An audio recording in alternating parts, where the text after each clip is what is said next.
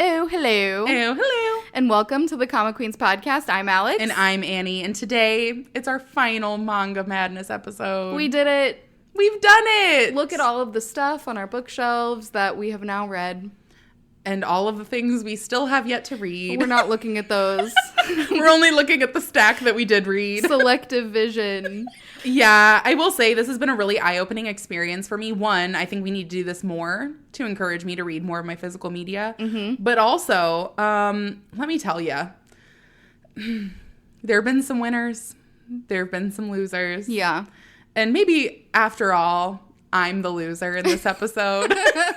Because in trying to stick with the theme of doing like, oh, this one only has 3 volumes, this one only has 2 volumes, I tried to stick with ones that I had 4 volumes of. Yeah. And there was one series that fit the bill.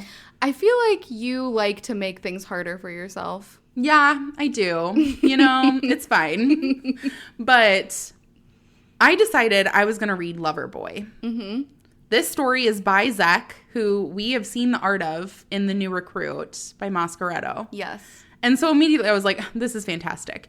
And I ended up reading the spin-off series for this one without realizing it was a spin-off series. So that one's called Sparkling Baby, and it's on Tapas.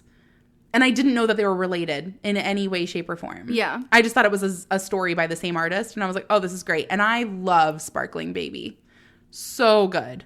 So when I saw this, I was like, I gotta pick it up. And let me tell you, I am very conflicted. It's not completed, so I know that I said I was going to read one with 4 volumes, but the 5th volume comes out next month, so April, be on the lookout. However, I feel like I've been duped. Yeah. This story is very complex, so we're just going to go through it step by step together, and then I'll share more of my feelings at the end. This story follows Jae-ha Yu, and he is a very complex man. He, at the very beginning of the story, is saying, I've been proposed to twice in my life. Mm-hmm. That is true. His first proposal was by a 3-year-old neighbor boy when he was like 10. And the neighbor boy was like, I love you. And everyone says that marriage should be with the person that you love, so you should marry me. And he says no, but their parents are super close. And so his mom is like, just say that you'll do it. So he stops crying. So he's like, sure, I'll marry you, kid. And then this kid gets like a complex about it. Is like, that's my future husband. And like, that's how he interacts with him for the majority of his childhood. Yeah. And obviously you have Jae-ha, who's growing up and is significantly older than this kid, who creates a pretty big distance pretty early on. Yeah. Just because, I mean, they're like family. They're 2 families, but the age difference is just very stark. So they don't have much in common. Yeah. Now, Jae-ha is like very protective of this boy. His name is Yuno. And, you know, slowly he's like, Yuno like insinuated that he wanted to marry me. But then he also like professed his feelings to me at one point when he was like 17, and no, it just wasn't going to happen. Yeah. And then Yuno professes his feelings and finds out that Jae-ha is engaged. And of course, since their families grew up close, Yuno is at his wedding, which isn't super awkward for Jae-ha, assuming like, okay, you have to have moved on by now. Yeah. But Yuno just congratulates him, and then they part ways. Now, where we're starting our story is 2 years after Jae-ha's marriage, and almost 1 year after Jae-ha's marriage has dissolved. So he was only married for a year? Yeah. And they got divorced pretty quick. Now, Jae-ha's a complex about this. He loved his wife, but at the same time, you don't really know what caused the downfall. It's just like, oh, we mutually, like, it was the right decision. Yeah. And so Jae-ha is just trying to find his new rhythm in his new life. He has an art studio. He's trying to really just focus on work and keep his head down. And who shows up and like runs into him on the street but Yuno, who's like, oh my gosh, it's been forever since I've seen you. How's your wife? How are you? And Jae-ha's like, I'm divorced and I'm not doing so well.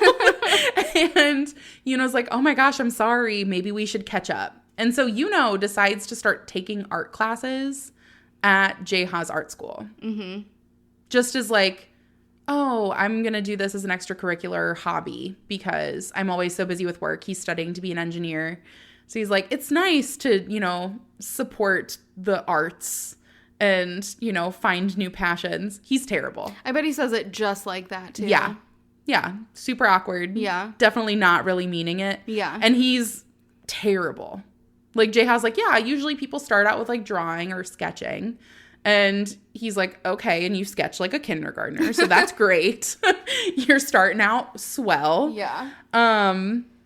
But Yuno has made it very obvious he's just going to these classes at this point to try to get closer to Jaeha. Yeah. And he has an unfortunate realization, which is Jaeha is not very emotionally available right now because he's going through his divorce and he's also already got a fuck buddy. So it's just not a great setup for Yuno. I mean, there's a lot going on. It doesn't feel like the right time to shoot your shot. No, but that's not going to stop him. So Jaeha is hooking up with somebody that he had slept with in the past. And he and his hookup buddy are extremely close at this point in their life. His hookup buddy's name is Hanjun. Hanjun is the character that Sparkling Baby has as one of the main characters. Mm-hmm. And I love Hanjun. If there's one positive to take away, it is that I love Hanjun. So Hanjun is his fuck buddy, but has never really shied away from the fact that he does like Jaeha. He's like, man, it would be great if you were emotionally available and we could actually date each other and not just sleep together, but whatever. And Jaeha's like, yeah, I mean, I consider you a friend. It's nice that we can do this for one another and part ways. And Hanjun is content with that, honestly. He wants more, but he's like, who am I to say no? So when Hanjun realizes that Yuno has started taking classes at the art studio, he very much counsels Jaeha and is like, isn't that weird? He definitely still has feelings for you. Why would you let him be near you? You should probably, if you have no intention of seeing him romantically, let him down. Yeah. And tell him so that he doesn't get his hopes up and get hurt. And he's like, because ultimately you don't want him getting hurt. You will be the person contributing to that hurt if you don't stop this. And Jaeha's like, no, I couldn't do that. Why? It's a really good question. The same question I've been asking myself the whole story. So Jaeha really just lets Yuno around him. Yuno like sees, like catches him hooking up with Hanjun and like doesn't say really anything. Just like, hey, sorry you had to see that. Let's move forward. And Yuno's like, I already knew that you were hooking up with that guy because you used to bring him around the neighborhood when I was there and I saw him. Mm-hmm. And he's like, if anything, the only unfortunate thing is that I realized that you like men too. And that meant I had a shot. So that's fine. I'm not giving up. Yeah. And Jaeha's like, oh, but I wish you would. And Yuno's like, but I'm not. So it kind of just gets to this point where Jaeha wants to hang out with Yuno and like be friends. And he's like, maybe if we just are like friends, it'll help to set that boundary. And instead it really just muddies the waters. He's like, I like Yuno as a person, but Yuno's trying to make everything romantic. I don't know how to like turn him down nicely. And he's also struggling with, do I want to turn him down? Like, I kind of enjoy spending my time with him. Mm-hmm. Maybe I do like him. And so Jaeha just kind of word vomits to Yuno when Yuno, like, confesses his love. And he's like, I won't ever like you like that. Like, you need to leave. And Yuno does. And then Jaeha, like, calls him back and is like, everybody at the art studio misses you. You should come back and do classes and, like, see everybody at this holiday party. And Yuno comes back because it's Jaeha's birthday and is like, happy birthday, Jaeha. And tries to shoot his shot again. Is like, obviously you're pushing me away, but you want me around. And Jaeha's like, you don't even know what it means to be involved with a guy. Like, you wouldn't want to be intimate with me. Like, you think that it's just this like platonic love that you have for me, but it's not that. And Yuno's like, I absolutely want to sleep with you. I have no idea what you're talking about. Oh my gosh. And so Jaeha, it feels like they start playing this game of chicken. Yeah. Jaeha's like, all right, you want to sleep with me? Then do it. And Yuno's like, okay. Do you want me to sleep with you then? And Jaeha's like, I don't want you to. And then they hook up. And so their relationship becomes extremely muddied. Yeah. Yeah. That's all volume 1. So volume 2, you have Yuno trying to figure out what their relationship is and realizing that he's kind of siloed himself into friends with benefits territory. Because Jaeha was like, you don't want to hook up with me, and then they did. But he didn't say anything about being romantically involved. And when they're hooking up, Yuno is very explicit in expressing himself and his love for Jaeha. Jaeha does not return it. Yeah. Like, he's like, this feels great, thanks. And Yuno's like, I love you. And he's like, cool. It's awkward. Yeah. So Yuno is like talking to his friends about this. He's like, I'm in a difficult position here, you guys. I like this person. And they're like, what's she like? And so he just starts describing Jaeha as like a woman. Yeah. And is like, I only dated my previous girlfriend because she bared resemblance to the person I'm in love with and all this stuff. And his friends are like, this person is obviously treating you like crap. Like, why are you with them? Like, why are you pushing so hard for this relationship? And he's like, because I love them. And the friends are really trying to be like, hey, buddy, this is not good for you. You need to get out of this situation. Yeah, like, you will get hurt here. Yeah. And so they were like, you know, if it's not being reciprocated, I don't know what to tell you. And they end up hooking up on New Year's, and Yuno is asking Jaeha what his wish is for New Year's. And Jaeha's like, I don't have one. I don't really do that. What's yours? And Yuno is like, I really wish for like your health and happiness, my family's health and happiness. And I really hope that one day you return my feelings. And Jaeha's like, if that ever happens, that'll be the day. And then Yuno's like, what if it does happen? What do I get? And then he's like, well, what do you want? And so Yuno goes, Jaeha, if you fall in love with me and start to return my feelings, I want you to marry me. And Jaeha goes, okay. I mean, that is how it works sometimes. Sometimes, yeah. And so Jaeha agrees. Yeah. And Yuno's like, okay, I'm just going to keep working really hard. He's going to have to fall in love with me. Meanwhile, Hanjun has a real bad taste in his mouth about everything that's going on. Jaeha has distanced himself from Hanjun, which isn't necessarily the reason why he's upset, but he's like, you fucked up. Like, if you don't love this guy already, you can't wait until you've built up those affections. He's already there. You're not even meeting him halfway. Like, you're not even giving those feelings back to him. So he shows up after a business trip, gives Jaeha this birthday present. It's like a book from an artist that Jaeha loves. And he's like, you really need to reconsider what you're doing, because if you can't reciprocate these feelings, you are going to destroy the standing relationship you have with him. Like, you're gonna hurt this boy. And he calls him a boy because Hanjun is like a little bit older than Jaeha. And Jaeha is, again, 7 years older than Yuno, who is like now 21. Yeah. So like, they're way more experienced in their relationships and should know better. Wink, wink, nudge, nudge at this point, especially as a divorced man. But I digress. So, you know, they end up like spending more time together. Jaeha ends up getting sick, and Yuno's taking care of him, and Hanjun like ends up meeting with Yuno and is like, you do realize what your place is here, which is not where you actually want to be. And they are love rivals, but there's like a little bit of respect there as well, of Hanjun being like, hey, look, I've liked him for forever. He knows that. We've been fuck buddies, and it's not going to go anywhere. Like, it's been made very clear. So like, you're not special, you know? And it hurts Yuno's feelings and almost is like a challenge to him. And so Jaeha ends up getting invited to go to his mom's wedding because his mom is getting remarried. And he's lamenting the fact that he feels like he hated how his parents end up. His dad cheated and like was a terrible person, and his mom divorced. And he feels like he's becoming the worst of his parents.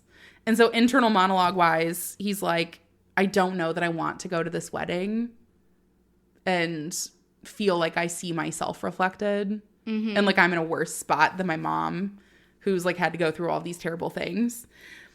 And so he goes to this wedding and ends up going to Yuno's like school festival that he invited him to afterwards.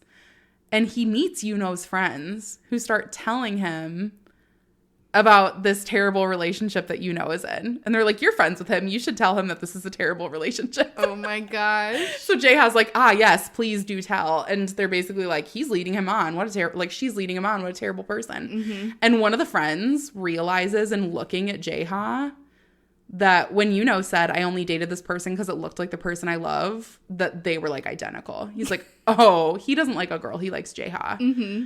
And we just told him everything. We fucked up. So Jaeha ends up taking this and doesn't want to hurt So he kind of resolves himself to be like, I'm just going to let do whatever he wants. Like, he's a good guy. I do like him. But, like, I don't want to lead him on. So I'll just let him take the lead. I'll do whatever he wants and whatever. And does not like to see him resigning himself to just do whatever he wants. So starts pushing him to do things that he knows will make Jaeha uncomfortable, waiting for Jaeha to set a boundary. And Jaeha won't do it. Yeah. And he's like, this doesn't feel like a relationship. Like, this just feels like you doing whatever I want because you don't want to hurt me. And like, that's not fair to me. Like, I want an actual relationship with you. And so they spend a couple of weeks apart and Jaeha is completely torn up and seeks out Hanjun for a hookup. And Hanjun's like, sure, let's hook up. And then Jaeha stops before they get anywhere. And he's like, I don't even know what I want. I don't want to hurt, And Hanjun's like, then why the fuck are you here? And like helps him sober up and whatever. Yeah. And, finally, after like talks with Jaeha's like, I like you. Like, I think I just had a hard time coming to terms with my feelings, but I like you. And so, in his head is like, this is the best. He said, if he returned my feelings, we're going to get married. Like, that's the next step. Oh, no. And we just love each other so much. And at the end of this book, they're like freshening up Jaeha's studio. They're like really seeming to get to like a good spot in their relationship. And stumbles upon the art book from Hanjun. And it has like a picture inside and like some notes and stuff. And he sees how much Hanjun pined for him kind of in the background. Mm-hmm. And he's like, why do you have all of this stuff? Like, you need to cut ties with the old relationships. Like, the waters are still muddied. Like, we know how we feel now. So can we like make it concrete? I don't want this to be wishy-washy anymore. Mm-hmm. And so Jaeha like agrees and also like shows Yoonho like the painting he had of his wife, who the studio was named after and everything like that. And he was like, I really did love my wife, but like the relationship's over and it needed to be. And Yoonho's like, I want you to paint me one day. Like one day I want you to think that I'm that beautiful to you. You still don't know what happened with him and the wife? You find out. Okay. So then we get to volume 3. And volume 3, I physically threw the book. That is not an exaggeration. I was mad. So Jaeha ends up meeting with Hanjun to return the art book and like the photograph and note and everything else. And Hanjun's like, well, I'm glad that you finally decided what you wanted to do. Like, that's the first step. So good for you. But like, remember where you're at right now, not wanting to hurt this person. Like, make sure you're clear with your feelings. Because Hanjun has felt led on at multiple different points of their friends with benefits relationship. Of like, a will they, won't they? Like, sometimes boundaries are crossed, and then he takes 10 steps back. Mm-hmm. And so Hanjun's like, Jaeha, you really need to like figure this out before you're dragging a bunch of people into this. Just FYI, just an opinion. And Jaeha's like, no, like, and I are great in our relationship. I never want to hurt And so he ends up going back to and Yuno's family is coming to visit. And Jaeha hasn't seen them in forever. So Jaeha's like, oh my gosh, okay, I'm going to leave. And you go ahead and spend time with the family. And Yuno's like, why wouldn't you stay? My family would love to see you. Yeah. Like, you have an established relationship. And so Jaeha ends up staying and like visiting with the mom and sister when they come to visit. And, the mom is like, I'm just so glad that you guys have like rekindled your friendship because like, had such a hard time when he felt like you were gone and like you were married and you guys were in different places in your life. And so it's just nice to see you guys like come back together and like, don't worry about being divorced. Like, things happen, like you can always come to us if you need anything. And Jaeha is really touched, but also is like, am I going to be ruining like a good thing? Like, will his family approve of him being in a relationship with me? And you see him get in his own head about it. Mm-hmm. And he's like, you know what? I just need to go on a trip with Yuno. And so they plan this huge trip to Jeju Island. And Yuno the entire time is like, this is it. Like, I'm going to propose to him. Like, I love him. I've known my feelings for forever. I've never wavered. And he thought that the visit with his mom was like great. And Jaeha seemed to have like a positive experience. And they go to this island and Jaeha breaks up with him. On vacation? On vacation. Yeah. And Yuno is pissed. Mm-hmm. Understandably, he's like, what, you took me on vacation to cushion the blow? Yeah. Like, give me all these happy memories to leave me with? Like, fuck you. You know? And he makes it very clear to Jaeha. He's like, I'm mad, but I don't not love you. Like, we need to reconvene in a couple days and like talk through whatever the hell is going on in your head. Mm-hmm. Like, you are obviously getting in your own head about something. And so Yuno seeks him back out and Jaeha is like, I'm not talking to you. Like, this was over. I've already decided that we're done. And Yuno is entirely destroyed. He's like, why would you even humor me? Like, why would you start a relationship with me and do this to me? And he's like, I can't hold you back, whatever. Leave me alone. Don't talk to me. Don't reach out to me. And Yuno leaves, assuming that he can, like, find Jaeha again. And he's now moving out of his house and has, like, put the art studio up for sale. Mm-hmm. And he's leaving. And so Yuno's like, message received. I don't know what to do. And he like cries to his friends and he's like, I'm going to go and do my military service. Like, I'm done. And so he leaves. And then you come to volume 4 and it's a 2-year time gap. Okay. So in volume 4, you find out that Jaeha moved and like finally started kind of a new chapter of his life. And you do see him lamenting like the entire time. Like, it's hard to live in the house that I lived in with my ex-wife. Yeah. Like, I needed a fresh start. But he takes, like, identical everything that was the same. Like, he moves into the new place, but he keeps the passcode the same. He moves to a new location for his studio, but he keeps the same name on the studio. He didn't change his phone number. Like, he really wants Yuno to reach out. And he keeps talking about how much he's missed Yuno in this period of time. He's like, but do I even deserve to miss Yuno at this point? And the answer is no. The answer is absolutely not. And he's walking with Suk-young, this girl who was one of his former students and now is like working part-time at his studio. And they're walking down the street and they pass each other. Yuno passes him. He's back from his military service. And Jaeha is like, I had tried calling Yuno. He changed his phone number completely. Like, someone answered the phone. It wasn't him. And they told me to remove the contact. So, like, Yuno's mad. He doesn't want to see me. And Yuno ends up seeking him out. And Jaeha's like, oh my gosh, he's like trying to see me. And so they meet at the studio. And Yuno's like, wow, it's kind of sad that you kept everything the exact same. Like, it's really obvious that you left the door open for us to meet up again. Mm-hmm. He's like, but I don't even think you'd know what you want if it was in front of you. Like, kind of energy. Yeah. And so he's like, I actually just came back because the ring that I gave you that you said you wouldn't use because we weren't married, it's on your finger and I want it back. And Jaeha's like, oh, I'm sorry. And so he's like, yeah, sure, you can have the ring back. And he's like, please don't like hate me. Like, I just want you to be the same like happy Yuno like before you met me. And Yuno's like, yeah, I'll take that into consideration. Also, I mean, they've known each other for his entire life. Yeah. So what do you mean before you met me? Yeah.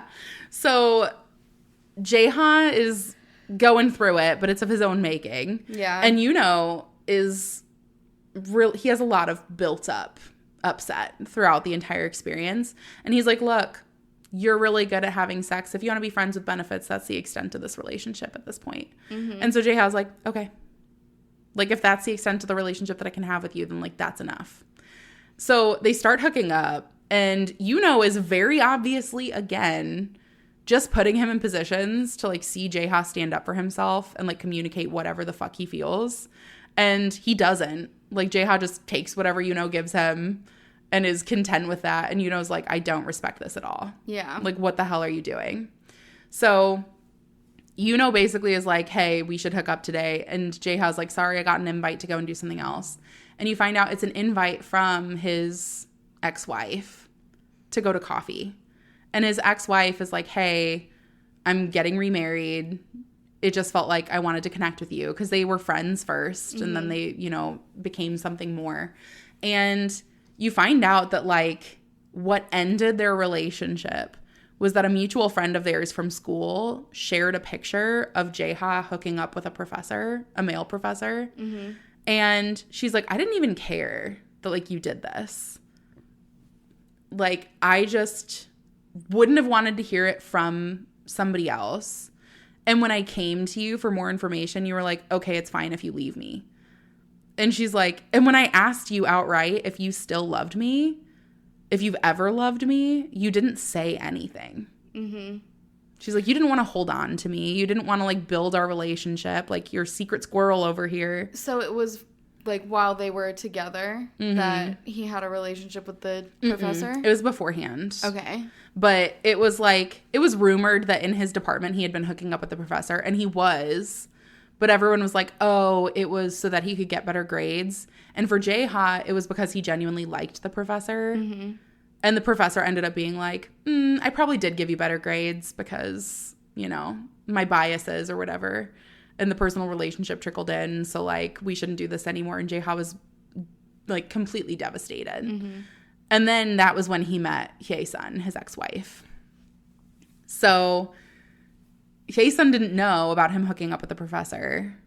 When she got this picture, she's just like, that's crazy. I didn't know that you hooked up with the professor. Just trying to, like, I don't know, heaven forbid, communicate with her husband.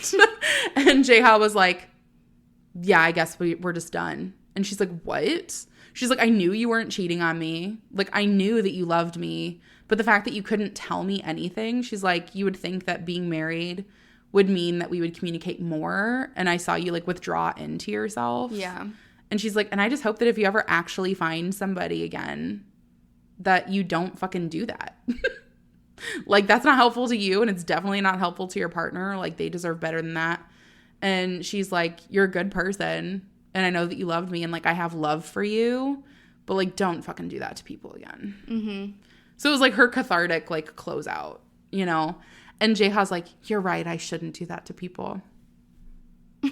No fucking shit, but okay. So finally, Jaeha is like starting to come to terms with everything. Like, you see his past with the professor and everything else, and how he ended up meeting Hanjun when he went out to like go get drunk at a gay bar. And Hanjun like asked to go out with him and like take him on dates. And Jaeha set that limitation of like, no, we're only going to hook up. And so they ended up doing it. But like, Jaeha just always kind of had this air of like, I don't deserve happiness.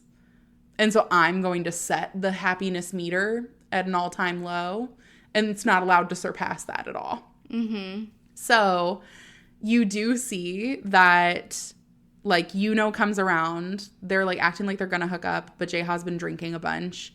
And Yuno's like, you're a fucking mess. Like, you've never been able to handle yourself when you're drunk. So, like, just go to bed. And Jaeha's like, please don't leave me. You said you would never leave me. You said that you'd always be by my side, and then you left. And he's like, you pushed me away. Like, that is not on me, Jaeha. But when Jaeha sobers up, he's like, can we go to the Han River and talk? And stylistically, something I really enjoyed was that Jaeha does disclose everything. Like, he just lays it all out for Yoonho. And in that moment, the comic, which has been white and black the entire time, has, like, color in the background. Mm-hmm. Which feels very much like Jaeha is, like, freeing himself from the inner torment. Stylistically, love it. Story-wise, I'm still mad. And Yuno is basically like, we can do this, but, like, you need to be for sure, like, where you stand. Like, with yourself and with me. And so volume 5, which is the final volume coming out, is going to be supposedly the resolution of all of this. It's a hot mess. It's a hot mess I wasn't prepared for. And I think that truly one of the best things to come out of this is that I read this one second to Sparkling Baby, because I loved Sparkling Baby, and I don't think I would have read it if I had read Sparkling Baby second. Yeah. I think I probably would have, like, ended here. So am I going to read volume 5? The answer is yes. Because I have issues and I need to know what the resolution is. Yeah. Maybe it's worth it. Maybe it's worth the fact that you hated, like, 3 of the 4 books. Just saying. You might come back around. Maybe you'll love it. Weirder things have happened, which is why I do have to buy the 5th and final volume.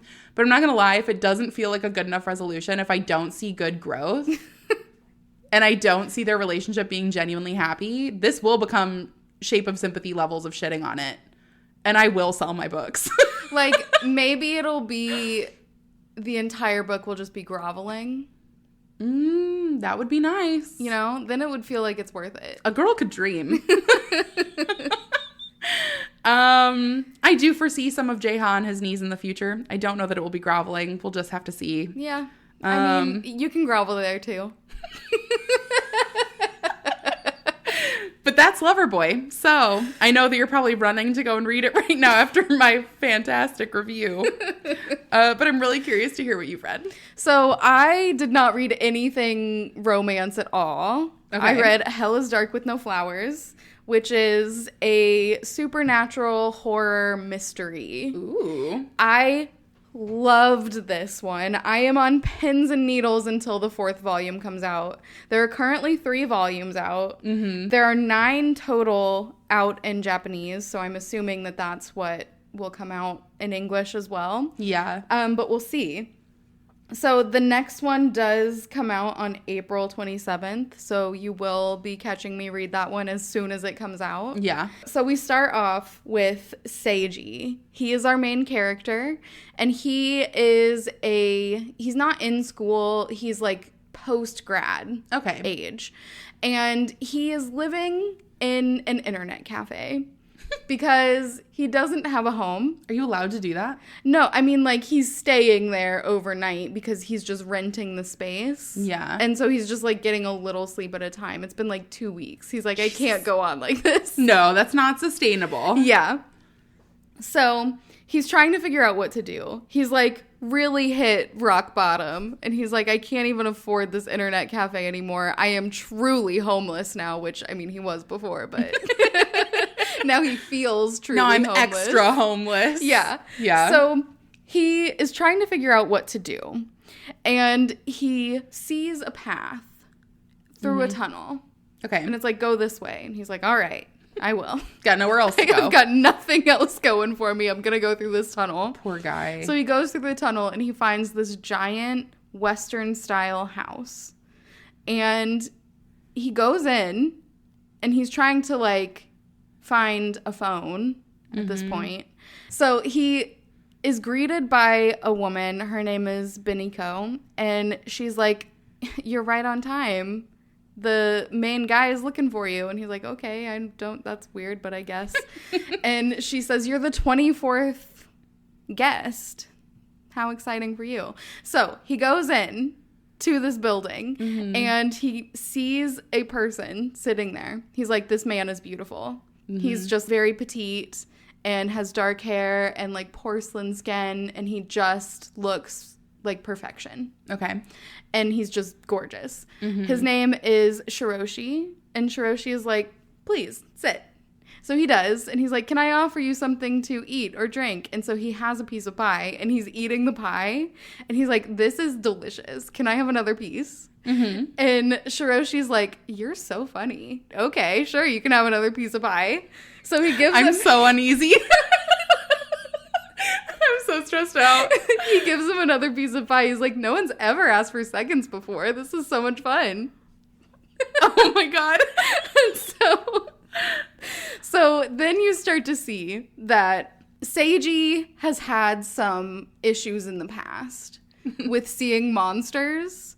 Like, he starts talking about how he used to go to his neighbor, like a local man. Like, all the kids would go and the old man would give them candy and stuff. And Sounds one day, okay. One day he went there and the man no longer looked like a man. He looked like this giant monstrous beast.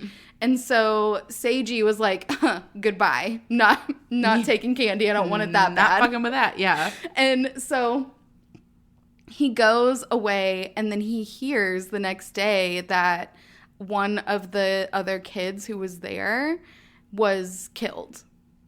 And it turns out that it was that old man who looked like an old man to everyone else still. He was the only one who it looked like a monster to. This reminds me of one of my favorite old movies. Mm-hmm. It's also a novel, but it's The Picture of Dorian Gray. Oh, yeah. Oh, my gosh. And, like, basically you can see what the person's soul looks like because it's reflected in this painting. So he continues to stay, like, handsome and prim and proper. But he basically, like, sold his soul. And so the painting of him starts to just devolve into madness and turns into this, like, rotting monster. Yeah. Yeah. So this is, like, he can see these monsters, but no one else can. Mm-hmm. So another one that he saw was his aunt had a bunch of eyes going all up her arm. Uh-huh. Very creepy looking. Yeah. And it turns out that his aunt was a klepto. So that's why.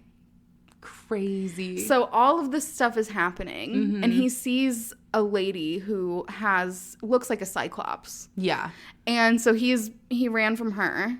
Mm-hmm. And now he's having his conversation in his pie with Shiroshi. Mm-hmm. And he starts talking to Shiroshi about this.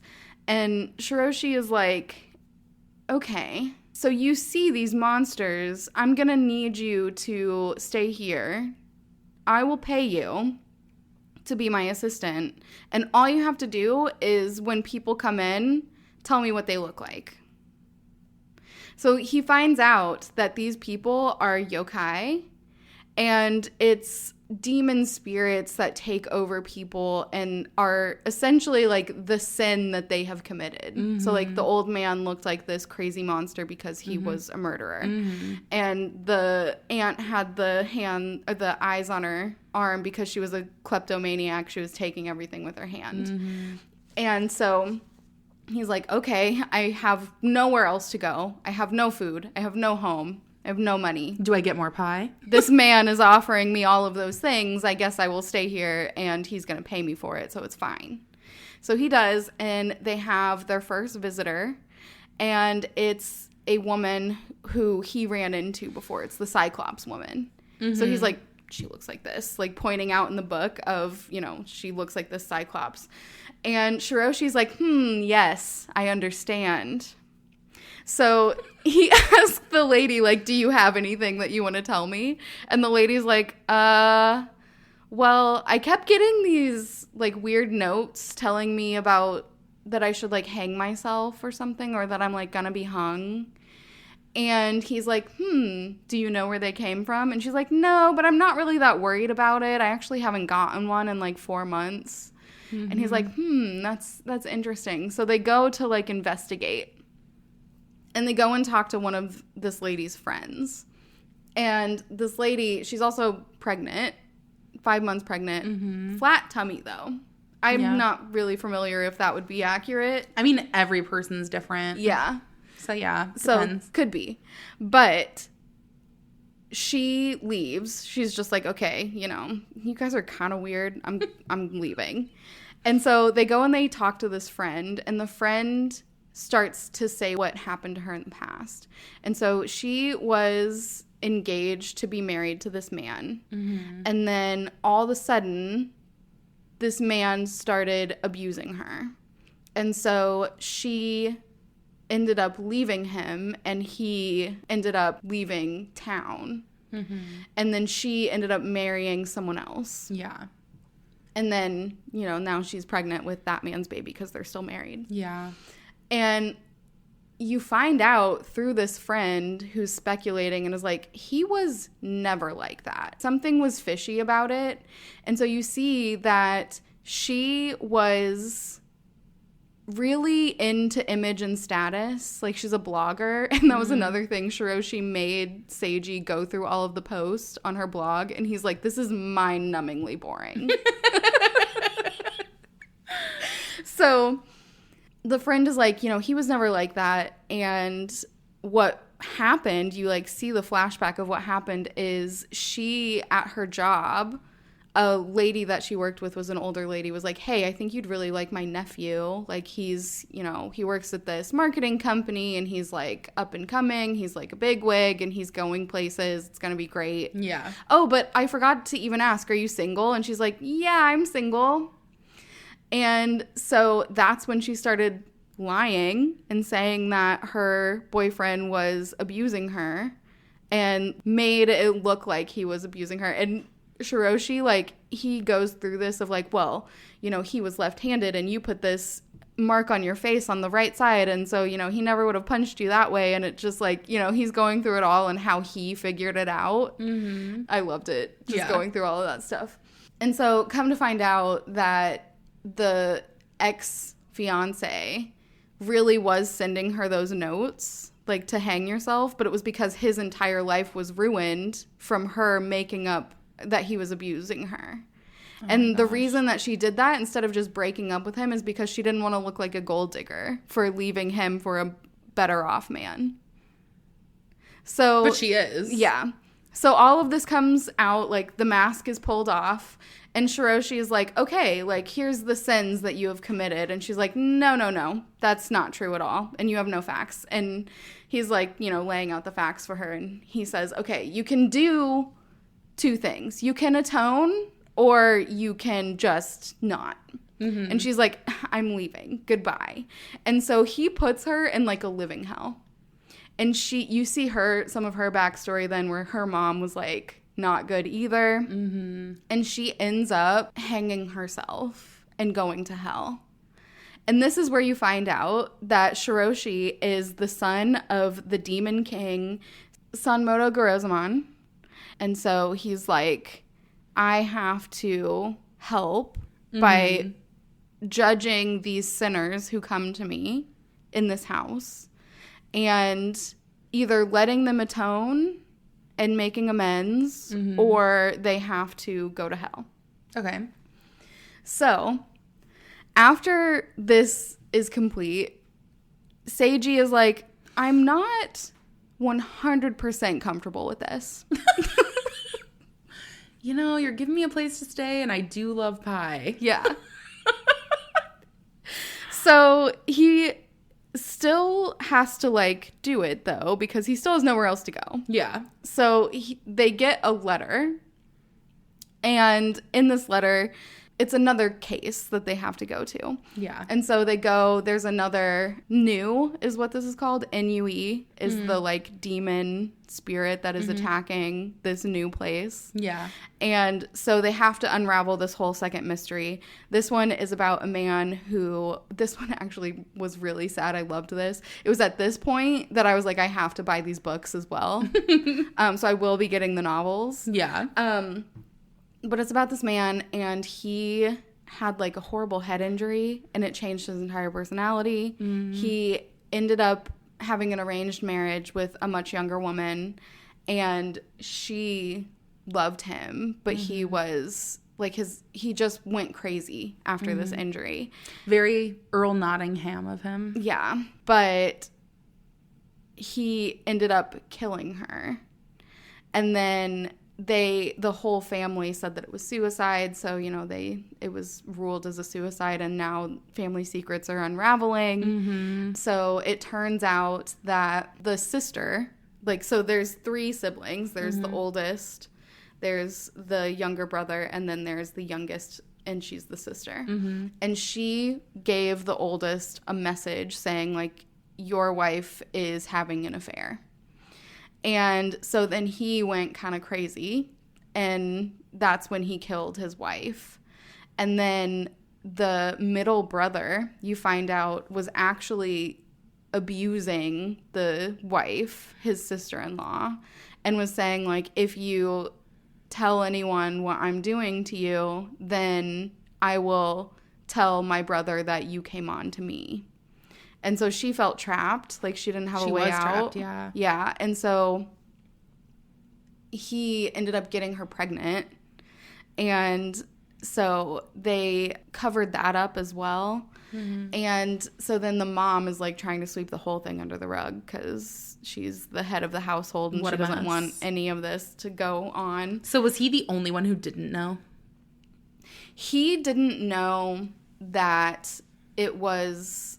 He didn't know what happened. No. He didn't know that and the sister didn't know either. The sister thought that he really was having an affair with the sister-in-law. Okay. So while she was malicious and being like, your wife's having an affair, knowing that he would go crazy, she did think that it was an affair, not being assaulted. Yeah.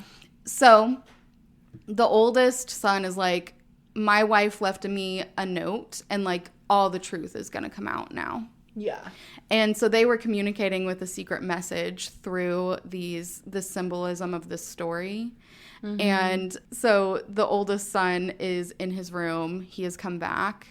And Shiroshi is like, Seiji, you watch here because I feel like something bad is going to happen. Mm-hmm. Seiji gets really tired. And so he's like, okay, I'm just going to go and lay under the house. But if something happens, under I'll hear the house? it. Yeah, because it's raised up. Oh, okay. So he's like, if something happens, like, I'll hear it and I'll wake up. Mm-hmm. But he doesn't. So in the morning, the oldest son is dead. Oh. And he's like, oh, shit. This did not go the way that I planned. Yeah. So he has to go to Shiroshi and be like, ooh, he died. And Shiroshi's like, yeah, I kind of suspected that this was what was going to happen. And so then he also tells Seiji's like, I mean, I don't know how, he didn't wake me up. And Shiroshi's like, well, he probably knew you were there because you snore really loud. Oh my gosh. They are roommates. They would know. Shiroshi just like roasts Seiji all the time. And he's like, oh, okay. And he also like just pets him on the head. And he's like, good boy. Aww. So the truth is revealed again. They find out like, that the brother was assaulting the sister-in-law, that the sister is the one who incited all of this problems, and that the mother tried to like sweep it under the rug. Mm-hmm. So the entire family is being put on trial essentially for this. But before everything is revealed, we are introduced to another character, and his name is Otaro. Mm-hmm. And Otaro is another Demon King son, but a different Demon King. Mm-hmm. And he is also trying to get these sinners and like send them to hell and like do the same thing as Shiroshi. Mm-hmm. And so they're battling now because they're both here. And Otaro thinks that he's figured it out, that the brother-in-law or the younger brother / brother-in-law is the problem. And so he tries to have him committed for these sins. And then this giant tiger comes out and eats him because he was wrong. And Shiroshi is like, haha, you didn't find the truth and I'm the winner. Oh my gosh. So the whole family is punished. They go back, and once again, Seiji is like, I'm not feeling too great about all of this. I saw people being eaten by tigers, and I don't like it. He is, I guess, like, that's so funny to think about because he's just a normal person. So to everyone else, this is, like, expected. He's queasy thinking about it. Yeah. And that's pretty funny. Yeah. And so when they go back, though, he's like, I want to leave. I can't do this anymore. And Shiroshi is like, did you ever wonder how you found this house? Because only sinners can find this road. So Binako is like, also, you're the next guest. Oh my gosh. And you find out that when he looks in a mirror, he also sees a monster in himself. Mm-hmm. And so you hear his backstory where he had this friend and this friend got into gambling debt with him. Like, he asked the friend for money and the friend was not doing well either. And the friend ended up taking his signature stamp and co-signing a loan without him knowing.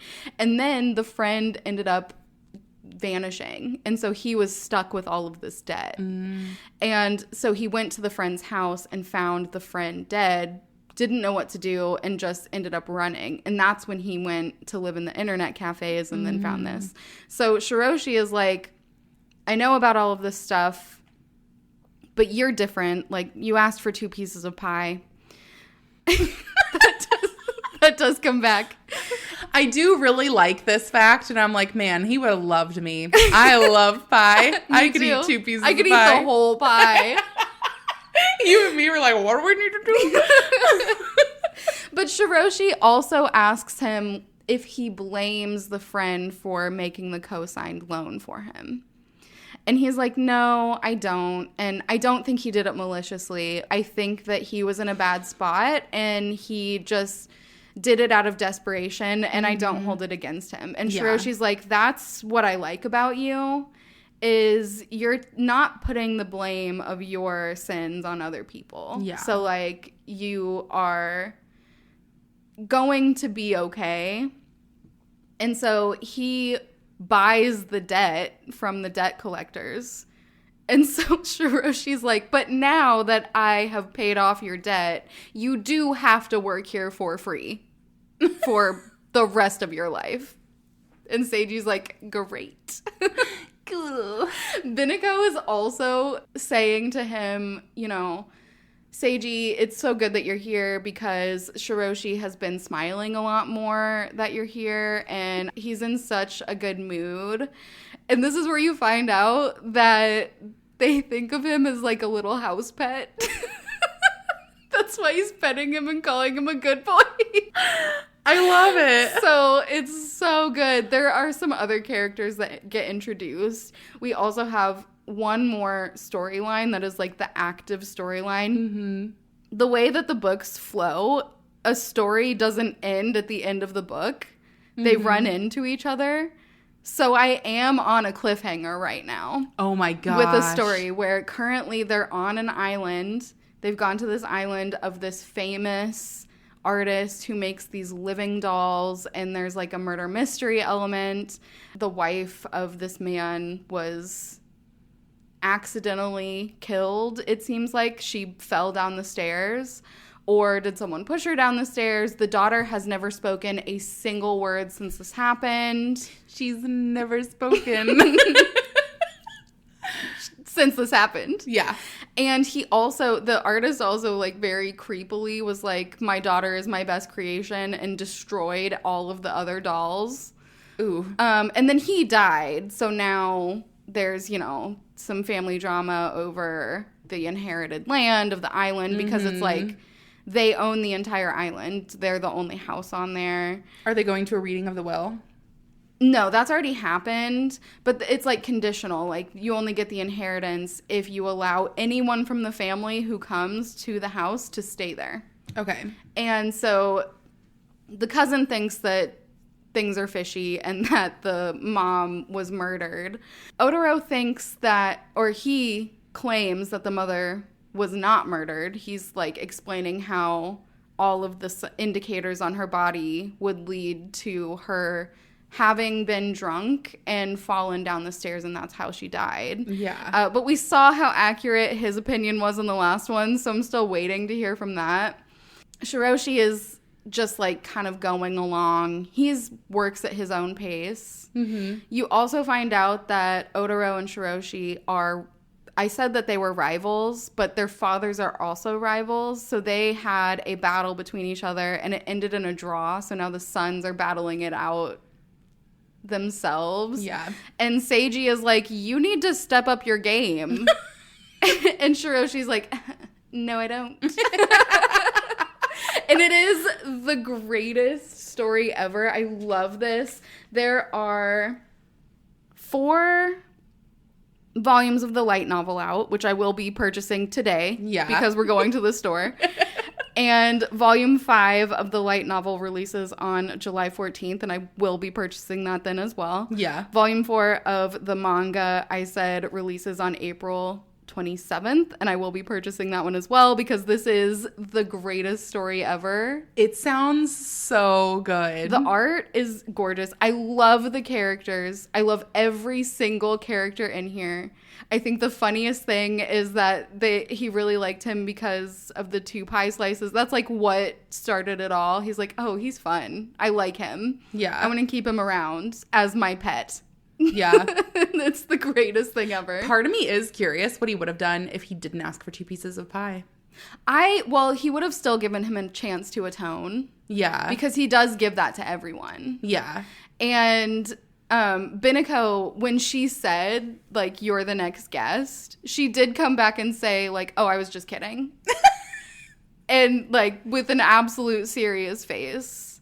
And I think that, no, she wasn't kidding completely, as in, like, if he hadn't made such a good impression, that he would have had the same fate, or at least had to go through all of this stuff. Yeah. But since his personality is to take the blame on himself for his mistakes, like, he really was owning up to his mistakes. Yeah. And he put his life on the line for another lady who was being possessed by one of these demons. Mm-hmm. And so, like, he is a good person. He just has had some hard times. And he even says that. He's like, I feel like some of these people, you know, they've made bad decisions and they may have done wrong, but I don't think that they're bad people. Yeah. And so he's like a really good balance. I mean, it's just perfect.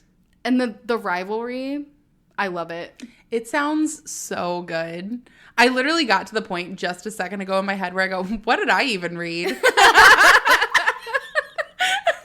So I'm really glad we could end on a high note. Yeah, me too. I'm so glad I could contribute my part. I don't know what that's considered, but it was there. We did it. We did it. I read it. Look at us. But I am kind of sad that Manga March is coming to a close. I think I'll have to make a push to keep reading manga. I mean, we could just read manga because we own it. That feels like a lot. Yeah. I don't know. I feel like having a dedicated time for manga. I mean, you know, I thought I'd throw it out there. It could be wrong, though. Well, thank you all so much for joining us. And we are looking forward to talking to you all on the next one. Goodbye. Bye.